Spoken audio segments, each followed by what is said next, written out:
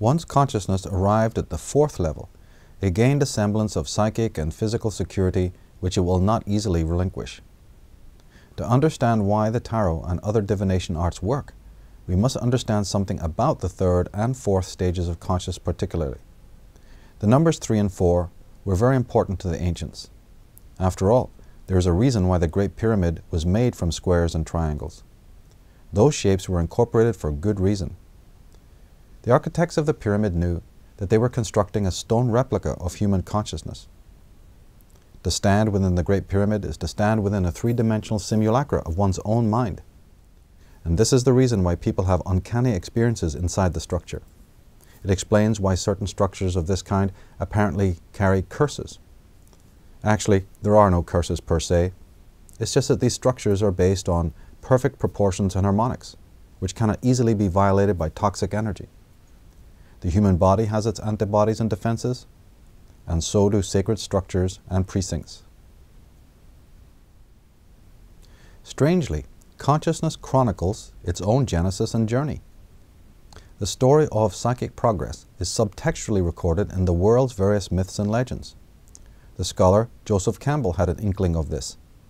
In his writings, he refers to the hero of 1,000 faces. Perhaps he understood that the great solar hero, who turns up in many myths, represents the human ego.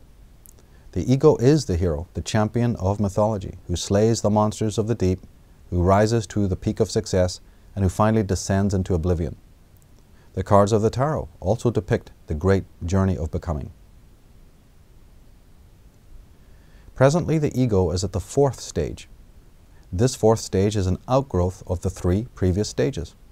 And, as we said, consciousness operates on all 4 stages at once. Consciousness is also able to combine the stages to expand its power.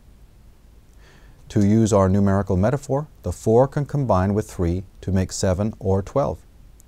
The first, second, third, and fourth stages can combine to make 10.